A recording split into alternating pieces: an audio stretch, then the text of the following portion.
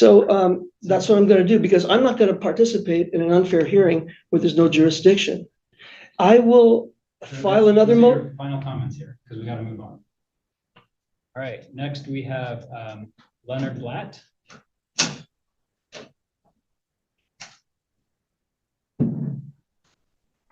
Morning, Mr. Flat. Morning, pleasure to be here. Mr. Flat, you filed various motions to dismiss the driving with suspended license third degree against you. I've read all of it. You know, we are getting kind of late in the morning here.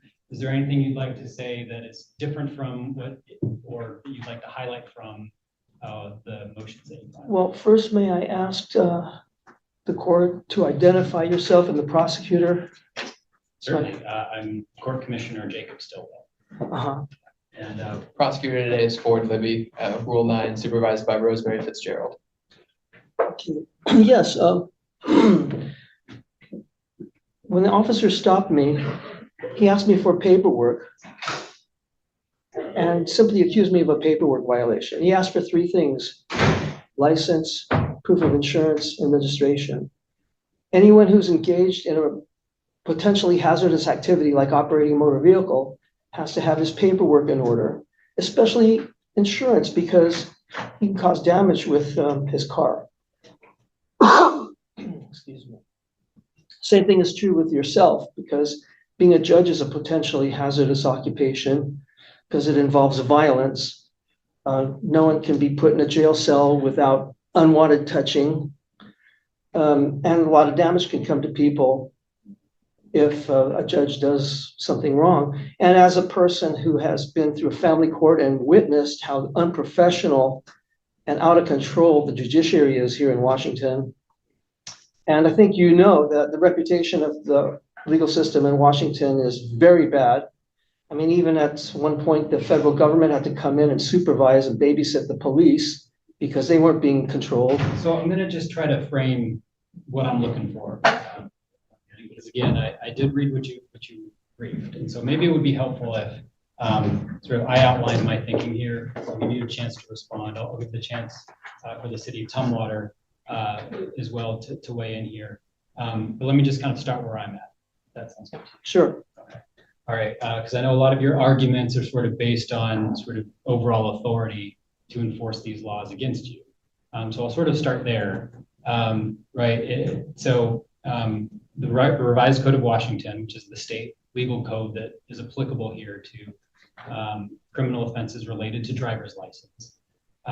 It provides that RCW 4620-342 that it's unlawful for anyone to drive a motor vehicle in the state while the person has a suspended or revoked driver's license. The allegations against you is that you were driving a motor vehicle on a public road with a suspended driver's license. Now, those are still allegations against you. That hasn't been proven. But the city of Tumwater is within its authority to pursue that prosecution because you were allegedly driving a car with a suspended license. And so I know you've raised a number of concerns around that. One of them being, right to travel. You have the right to travel.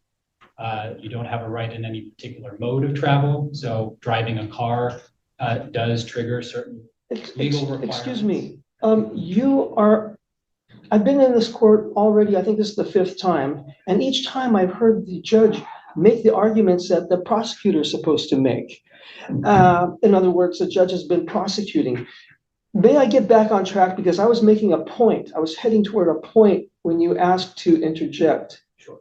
Okay, so we need to take care of some preliminary matters first. Just as I had to produce paperwork when an officer saw me, what he believed to be engaged in privileged activity, you need your paperwork in order too. And I just need to verify that your paperwork is in order. I am eager to argue my motions, and I'm eager to hear the prosecutor's response. But first, we need to know if you have your license to operate, which is your oath of office. That's analogous to a driver's license. It's because nobody has a right to be a judge. It's a privilege. And also your bond, your official bond through a surety company is analogous to insurance for a driver. Because if I'm injured in the course of these proceedings, I need to know that I can be compensated. So You're welcome to file a public records request asking for any documentation around my authority as the court commissioner or anyone else in the. right, and I couldn't do that because I didn't know who would appear today as a judge. I mean, I asked before and I couldn't get a clear answer. Also, your bond is supposed to be filed with the county clerk. And with your permission, I mean, I want to make it easy for you. Don't want to make you produce it for me. I could go around the corner to the same building here and verify that your bond is filed with sufficient sureties. So we're not going to do that today for relevancy purposes here, because what's relevant here is not anything related to me. It's related to allegations against you driving. It absolutely is relevant to you because it's all about whether you have jurisdiction, and you don't have jurisdiction without your oath of office timely filed and a bond with sufficient sureties. And I have a pocket brief here that I'll give you the court and a copy to the prosecutor to show you. I'm going to stop you again, and I don't mean to interrupt here, but you have the opportunity to look at those documents. If you're able to find documents in any way, indicating that we don't have the proper authority or to operate as a court in this case, you're welcome to get those documents and present them.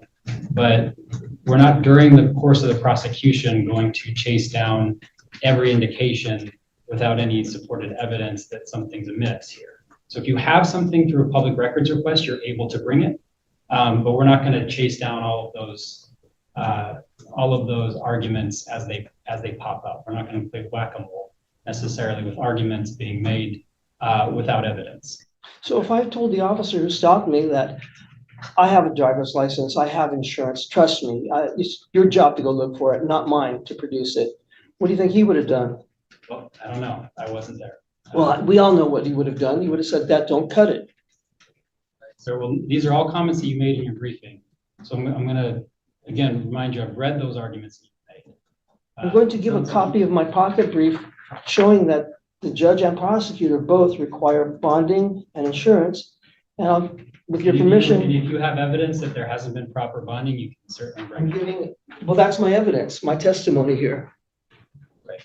Well, you're not alleging it hasn't happened. I am alleging it hasn't happened. I am alleging that. With your permission, I'll give the court a copy of the pocket brief I just gave to the prosecutor. Sure. But then I'm going to turn it over to the prosecutor to have an opportunity to respond. Isn't it my turn to present my motions? Yes, and you have, and you. No, I have not. You have. You've provided written motions. You've been given some time to sort of summarize what your arguments are here. So we also want to hear from both sides. I need to make a statement for the record so the appellate court can understand. Well, it's 11:33. You got till 11:40. And I'm going to turn it over to the city time. Well, if the prosecutor wants you to take 3 months out of my life, you have to give me enough time because the taxpayers are going to pay for this. You see, when the officer first stopped me, it was mistakenly thought that I would pay the $66 fine or ever how much it is. And what's going to happen is the opposite. The plaintiff is going to house me, clothe me, feed me, take care of all my needs, medical needs and everything. And I'll get to watch television. I love to watch television. And I love to kick back and relax. And that's what's ultimately going to happen. But we're going to go through due process first. I won't be denied due process. So every district judge, this is RCW 3.34.080. Every district judge pro tempore, and district court commissioner shall, before entering upon the duties of office, take an oath to support the Constitution of the United States and the Constitution of the State of Washington. And as far as bonds, every judge of a municipal court, before entering upon the duties of office, shall take and subscribe the following oath or affirmation. I do solemnly swear or affirm that I will support the Constitution of the United States and the Constitution of the State of Washington. The judge shall also give such bonds to the state and city for the faithful performance of the judge's duties as may be by law, ordinance, or directed. the prosecutor's bond. Every county official, before he or enters upon the duties of his or her office, shall furnish a bond condition that he will faithfully perform the duties of his or her office. Prosecuting attorney shall file it in the amount of $5,000 with sureties to be approved by the proper county legislative authority. Tumwater police officers also have to have a bond, and that's RCW 35A.12.080. As far as, so it's very, very important. It's not just a joke or something that's not important. It's very important that you have an oath of office on file, because from what I've observed in this court and many, many courts throughout the last 40 years living in this state, that judges hate to follow the Constitution. They despise it. So I need to ascertain that you have a timely filed oath of office. Now, I did make a public disclosure request for all the judges that might be operating in this court, and I have them here. I want to make sure your name is on it. I have a oath of office for a John Tunheim. It's not you, right? Remind you to, you've got till 11:40, it's 11:36. What if it takes longer? Because sir, I'm telling you again, I've read what you've written, and you're frankly not making arguments that are relevant to your prosecution. You're allowed to speak, but unless if you have evidence and if you have evidence there that you wanted to present to the court, you should look at it beforehand and then make an allegation. I did. Well, you're reading through the response to your Public Records Act. You said I should make a public disclosure request for your oath of office and bond, and that's what I've done. And here I'm going through it. Right, you should go through it before the hearing. Well, I didn't know who you were until I just sat down here. Well, I didn't know who the prosecutor was. Your Honor, I don't want to belabor the point, but just to make sure that we're being as effective as possible here, this just falls outside of the scope of today's hearing. I know. No, it does not, because my brief addresses the importance of obeying the Constitution of the United States and the state of Washington. And I can tell you, I have my oath of office. I took it a couple of weeks ago. Granted, I'm newer here, but I took it in this very room. Well, I could not find it unless it's here, because I was given all the oaths of every judge that could possibly be working here. That's what I requested. I also have an oath of office for, it's John Tunham again. He gave me a few of them. As far as bonds, just so you know. As far as bonds, Joel L. Lapierre is supposed to have a bond. That's not you though, right? What is your bonding number? I don't know. Off of my head. Okay, so before we can proceed, we have to take care of this preliminary matter. That's not true. Well, You are welcome to bring evidence that I'm not a correct judicial officer for this, but again, we're not going to play whack-a-mole. well, you're supposed to prove it to me, That's just not like the I was case. supposed to prove it to the officer that stopped me, that my paperwork was in order before engaging in a privileged activity. I certainly believe that, but that's not the law. You don't, can you cite the law then? No, you're asking me to cite a law that doesn't exist. A judicial officer does not need to present their bonding number to every defendant. But you need to have a bonding number, and we've determined that you don't. I requested the bonding information and the oaths of office of every judicial officer that could be working in this court, and they gave it to me all here, but your name doesn't appear to be on it. Well, That's prima Is there- facie evidence that you don't have an oath of office or bond. okay, well, then you can file a motion on that specific question if you'd like, but you've got 2 more minutes for this morning. Okay, I'd like to file that motion right now. You don't have it. You got to go file a motion. I can make a verbal motion. I can make it orally. Do you want me to find the RCW, the statute that allows me to make it orally? Sure, and then you can go and you'd have to, well, I can't give you legal advice, but. You gave me a lot of legal advice I'm today. explaining what the law is. The I'm not prosecutor advising said nary a word. you. You got one more, well, because we've been giving you a chance to speak, and you've got 1 more minute before we're turning it over to the prosecutor. Well, I have to determine whether we have jurisdiction here. That's not up to you. Well, it's up to you, but you're not making a decision on it. Because we do have jurisdiction. I'm telling you, I have an oath of office. But that's not enough. Me telling the police officer I have a driver's license is not enough. The allegations that you did not have a valid license. Yeah, a surgeon telling his licensing authority, I have a license, without proving it is not enough. We have prima facie evidence here that you don't have an oath of office or bonding. And the Constitution, you say you have an oath of office, well, that means you swore to uphold the Constitution. And the Constitution requires you to have an oath of office timely filed. And RCW Title 42 says if you don't have it timely filed, you're not lawfully in office. That means that you can't preside over this hearing. And to the extent you want an answer right now, I'm denying that motion. If you want to file something in writing that goes into that in more detail and provides some kind of evidence that I don't have authority, you're able to do that. I don't know when you made your public records request. It might have been before I took my oath of office, but we're out of time for your arguments at this point. How do you spell your name? S-T-I. S-T-I. L-L. W-E. W-E. L-L. L-L. First name Jacob with a C. Okay. I'm going to not participate in an unlawful hearing. So I'm going to go over to the clerk's office and try to get your oath of office and bond. And if they have it, I'll be back here and let's proceed. I'm actually eager to do so. Well, we're going to have to file a motion. We're not going to probably be here anymore when we come back. We close up at noon. You don't operate after lunchtime at all? No, the calendar is going to end at noon. So if you find something, you can file a motion, but we're not going to stay open just so you can go do public records. Okay, well, I came here at 9 o'clock because I thought things would start then, and I had to endure watching all this. So we're out of time at this point. So that's what I'm going to do, because I'm not going to participate in an unfair hearing where there's no jurisdiction. I will file another motion. Final comments here, because we got to move on. My final comments are this. We're going to assume that you don't have an oath of office timely filed or bonding, so you can't proceed over this hearing. You can It's go get simple. evidence of that. You can come back, but until then, we're gonna, unless the prosecutor has anything to say. Okay, so then since I object, Sir, I'm moving it over to the prosecutor. so since I'm Sir. wait, I have a right to make my motions. I have a right to argue my motions. Sir. I brought this hearing. I understand. not the We're going to prosecutor. move on. I brought this hearing, not the prosecutor. We're going to move on. So I'm going to ask you to recuse yourself since you're not well.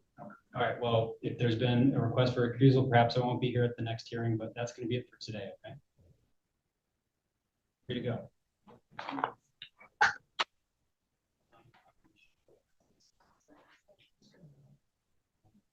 Well, sir, we're also here set for trial confirmation. You have a jury trial set. I haven't even answered the plea yet. Well, you don't have, I mean, the state is moving forward. Probable cause has been found. You've elected to represent yourself against. I am myself. I don't represent myself. I am myself. Well, are you ready to proceed to trial on November 17th? First, I have to be advised of the nature and cause of action and enter a plea. And I have to verify that the judge, which keeps rotating, is lawfully in office. I mean, I'm not trying to throw monkey wrenches in this or anything or give you a hard time. I'm just trying to require due process. You were arraigned on June 26th, 2023. Determination of probable cause was found. Your Honor, just to, Well, you said I'm free to leave and you're not lawfully in office, so I'm going to leave. well, Your Honor, if the defendant's going to walk out, I would request a bench warrant be issued if he's just going to walk out of his own trial confirmation. All right, sir, are you here with him? Is that the two of you speaking? I'm hard to hear. I was asking if the two of you were here together. I can't hear. Were you here with Mr. Blatt? I don't have a case here. Okay, were you here with Mr. Blatt, who was just up here? I can't really hear you. I'm getting a hearing. Why are you here? But I haven't had all the tests yet. Okay. Why are you here in court today? Oh, I'm just here to observe. With Mr. Blatt? Very interesting. Okay. I watched the body language. Okay. I watched the behavior panel on YouTube, and I'm watching this video to watch the body language. All right. Thank Very you, sir. interesting. Okay, thank you, sir. Can I go You're free to now? go. Yes. Okay. All right. So the request is a bench warrant for I don't know if I can issue a bench warrant for failure to appear. If he doesn't show up for the jury trial, Okay. I think at that point, there might be grounds, but So then I guess the state would just ask to keep the trial dates and proceed from there. And Your Honor, I believe you were clear, but just for the record, I know there's been a lot of talks about public records today. If we could just have a ruling on the defendant's motion today. yes, to the extent I wasn't clear, I'm denying the defendant's